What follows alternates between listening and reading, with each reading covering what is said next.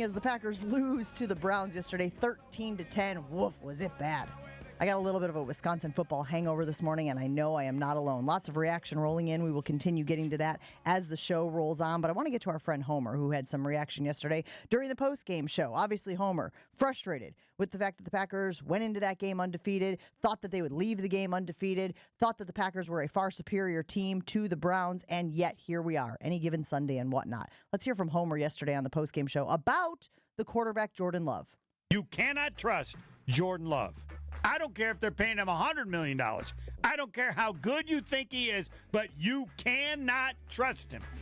That is done and over. You must recognize one of his weaknesses, and there are other strengths, is his ability to do incredibly stupid things, and you cannot give him the opportunity, because the next time it happens when you do, it's going to cost you something way bigger than this.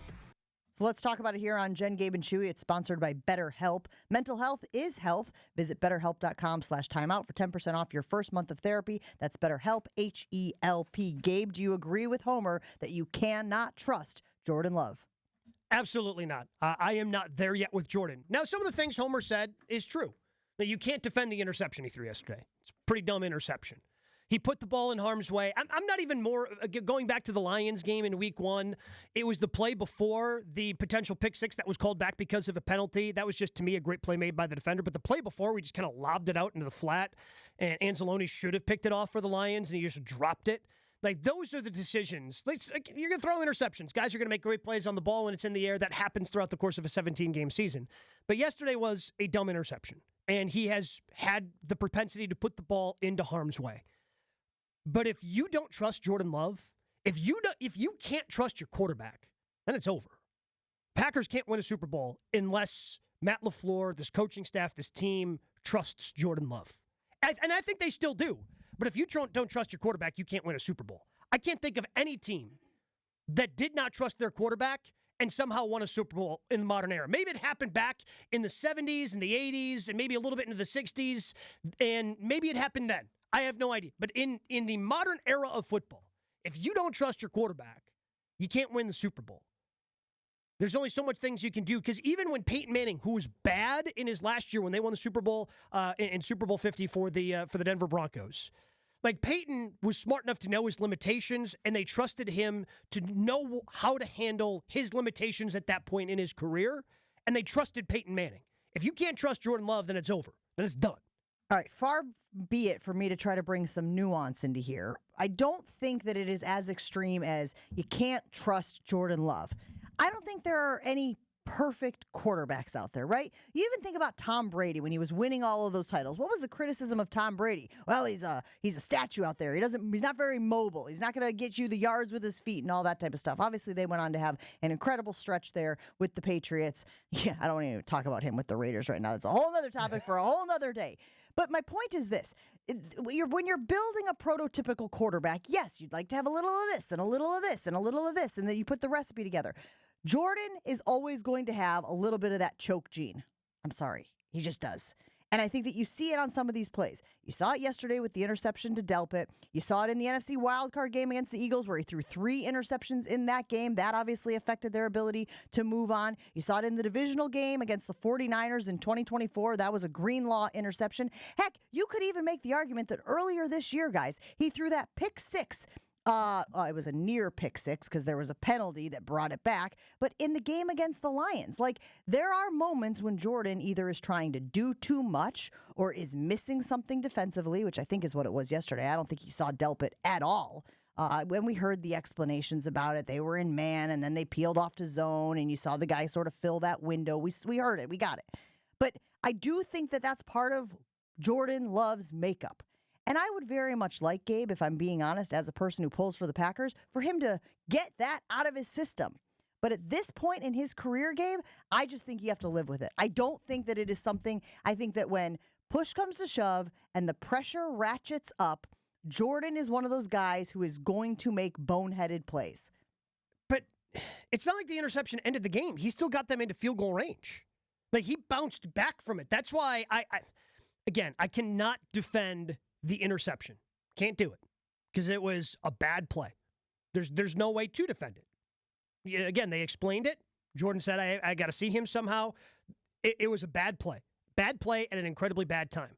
But then he still bounced back from that and got them into field goal range. So he was able to put it behind him and still put them in. And again, then the special teams and Jordan Morgan got pushed back too far and ended up allowing a blocked field goal. So it ended up being, again, he was able to bounce back and potentially leave that play behind him. I think he made that dumb play. I still have faith that he's going to be able to learn and grow and still be able to overcome that. You make bad decisions. Again, Tom Brady, Peyton Manning, Patrick Mahomes, there are times where they make really bad decisions. You go, what? Where the hell did that come from? And that's what that was yesterday with Jordan. But then he got him in position to still potentially win the game. And the special teams let him down.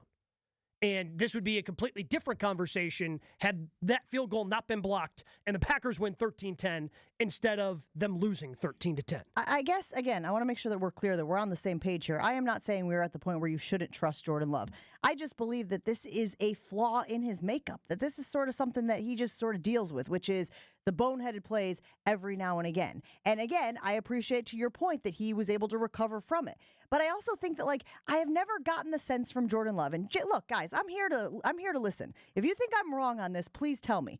I have never gotten the sense from Jordan Love that he can throw the team on his back, that he can see what's happening, whether it's with the special teams, that he can see what's happening with the defense. Hell, he can recognize that his offensive line isn't even close to 100%, and he can make the necessary adjustments to work around it, to make the team better in spite of those deficiencies. Have y'all seen that yet from Jordan Love? Because that's what I think people are pointing to when they talk about him being an 8-12 ranked quarterback in the league. Have you ever seen a game where you're like, Jordan put the team on his back today, and that is why they won, despite all of the things going wrong, despite all of the chaos surrounding him, he was the reason that they won that game? I mean, I would say that happened quite a bit in 2023. You know, I think of that game that they had against Kansas City. Heck, the game they had the week before against Detroit. But we haven't seen it since, right? We keep pointing to that 2023 stretch, and we keep saying, like, oh, my goodness, when is he going to reclaim that? When are we going to see that again? I think that's the frustration, is that people are going, we still haven't seen that. And yesterday, again, would have been a great example, and I know you're going to keep pointing to, drove him into field goal range, gave him a chance to win the game. But I still think that there are moments where I want to see the quarterback of the team put the team on its back and be the reason they won, and that wasn't the case yesterday. Yeah, that wasn't the case yesterday. He's going to play more times and more opportunities to show that. Look, we can't have it both ways and be like, well, Jordan was injured last year, but then be like, oh, how come he didn't show it last year?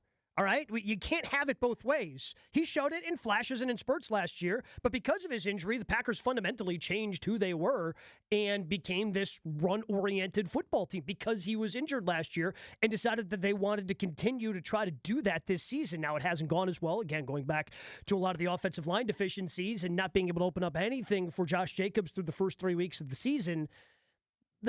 So I think he's going to have plenty of opportunities to step up and try to make those plays. I think that's where it comes down to having, you know, again, instead of a mishmash of wide receivers, like, oh, yeah, we can just spread it around. It's nice to have a different playmaker, somebody who can step up and help Jordan make those plays. I think that can make a big difference for the Packers as well. I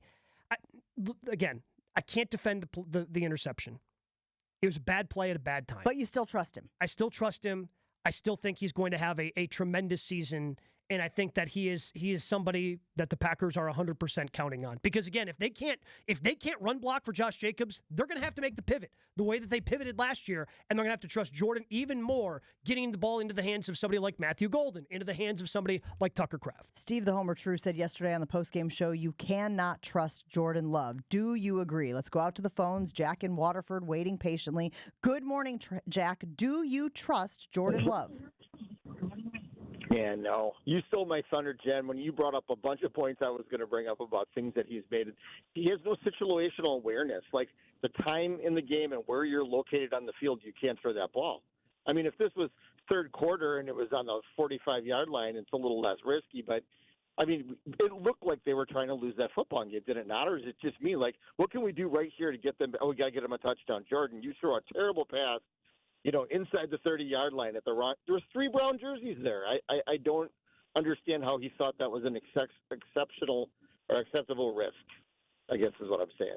Yeah, again, he just didn't see Delpit, who passed off. You know, he was trying to hit the second window. I think he saw him then kind of late and then just kind of, because there was nothing on that throw.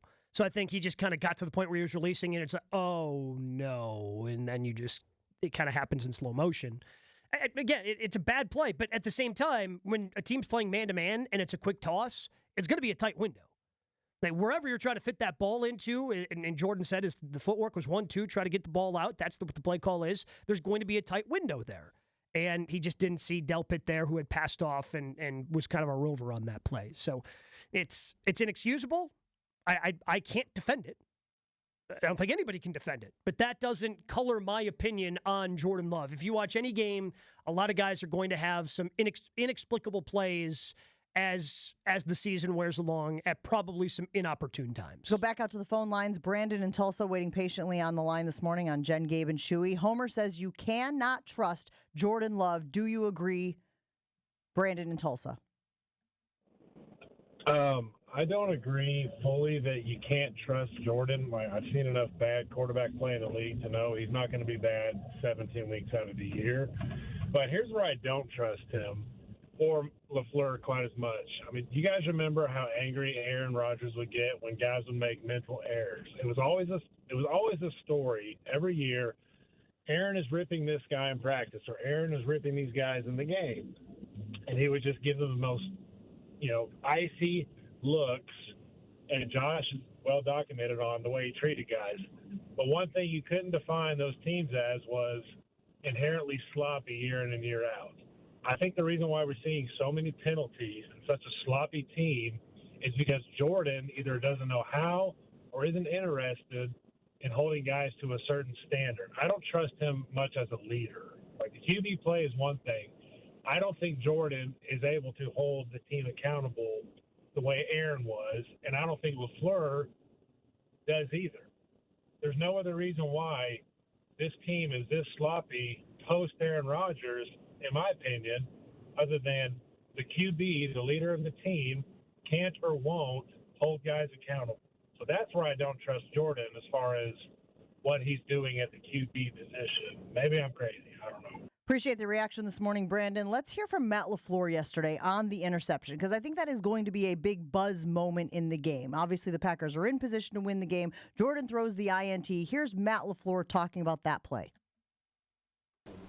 Yeah, so they were playing man coverage, and the guy, Delpit, did a hell of a job. He passed off Tuck to the inside backer, and he fell off in the window. So, that's a bad play call. We shouldn't have called that play. That's on me. What's the alternate, though, there, Gabe? What's the alternate play? Look, that's just what Matt LaFleur does after losses. Like, I can't take him actually just saying, because that's what he does. He just takes all the blame, tries to take the blame off the players. That is Matt LaFleur 101. He's done this a lot of times after the Packers have lost games. So I can't take that seriously. I think he's just trying to protect his quarterback there. I think it was a bad play call. Where would you like to have seen the ball go? Run it. You have a defense. 3rd and 3, right? Yep, you have a defense. Your defense is the reason you guys are going to, if you do make it to a Super Bowl, trust your defense. Run it. You don't get it, punt it. They're not going to go down the field and score on you. Yeah, unless you give them good field position with an interception correct. that they return. I agree, but I don't know if Matt LaFleur actually feels that way, Josh. What I'm saying is I think he's just protecting his quarterback in that moment. I don't know if Matt actually thinks that was a bad play call. I think because that's what he says every time. Right. Every time somebody does something bad, he says it's on him. I agree. So, he does say that, but also it was a bad play call. We could say that definitively. No reason to put the ball at risk there. 800-990-3776. Reaction rolling in fast and furious. Yeah, I think almost you're playing the too result difficult. There. Like if Josh Jacobs fumbles the football, I should have thrown it. Why didn't you trust your quarterback in that situation? Why do I feel like that line from Happy Gilmore? He did have a beard. Josh Jacobs did fumble the football. I mean, I know that it was reviewed. But that's what I'm saying. Like, if you give it to him and then he fumbles in that situation, then I think you're playing the result a little bit. Like or I'm playing what makes a lot of sense based on the context of the said game. If Delpit doesn't pass him off and they get the first down, it's not a conversation. And if Jordan Love drops the ball, like you put the ball at risk when you have a defense that you should trust. That is inevitable. That is what happened. I guess I don't know if it's a bad play call or not. I don't dive into Matt LaFleur is a terrible play call. I have no idea. I have no idea. I've never called plays in the NFL. I don't buy into I know what's right and what's wrong Your in terms point of play is calling. more you can't trust Matt LaFleur's reaction Correct. to the play because he always is going to say that's on me as opposed to Jordan made a boneheaded play or something of the like. Yeah, and it just comes down to me of, again, he trusted Jordan in that situation. I continue to trust Jordan in those situations. Alan weighing in saying, I agree with Homer on Jordan Love. It's to the point that I cringe when he drops back. The coach is in his 7th year and still has to say that's on me. He's literally had 6 years of preparing teams. I want to go back to the point the caller was making about Aaron Rodgers and his leadership style. I don't think you can ask Jordan to be somebody he's not. Jordan is very obviously not that type of leader. And you don't have to be that type of leader to be successful to win Super Bowls. I look at Jalen Hurts. Dude was emotionless as the team blocked a kick to win the game, and then Jordan Davis is rumbling back to score a touchdown in the Eagles-Rams game yesterday. I don't look at Jalen Hurts as this guy who gets all fiery and tries to hold people accountable. But then that does come down to the coaching staff. And again, they have to hold this team accountable. Maybe that's Micah Parsons, who was holding himself accountable for the penalties that he made yesterday. That's the downside of having all these young players who are coming up together. Maybe you don't have that leader who's feeling comfortable to step up and try to do that within the locker room. And it puts more on the coaching staff, and they haven't answered it. I don't put the leadership thing on Jordan. He's a different leader than Jordan Love. Or excuse me, he's a different leader than Aaron Rodgers was. That doesn't mean he's bad or ineffective. It just means things have to be done differently. If somebody came in here with similar experience to us and started telling us how to do everything and barking at us and telling us we were boneheads, it just doesn't carry the same weight as it does with Aaron Rodgers. And Aaron earned the right to do that as much as many of us didn't like it. He was nearly perfect at his job. Maybe I'm misremembering early Aaron Rodgers. Yeah, I think you're right. I don't think he did that when he was a younger player and he had Greg Jennings and Donald Driver and he had these other young guys around him. I think that became part of Aaron as he recognized, I'm an older guy. We've got some younger guys around us and somebody needs to hold these guys accountable. Love will always be complimentary and never the main course. That from Ryan from McGuanago. He says Rodgers and Favre were the main course. 800-990-3776. Lots of reaction rolling in this morning. Want to get to as much of it as we can. We have folks who are on the line. If you're on the line, stay on the line. We have to take a break here on Jen, Gabe, and Chewy, but we want to hear from all of you. Homer says you cannot trust Jordan Love. Do you agree? We'll continue that conversation right after this. Hey guys, it's Jen from Jen, Gabe, and Chewy. Thanks for watching our clip. I'm sure it was super informative and educational. I'm just kidding. I love those knuckleheads. And we do it live every Monday through Friday from 7 to 9 a.m. on 94.5 ESPN Milwaukee. Make sure that you like and subscribe and hit that notification bell so that you get informed anytime we drop new content.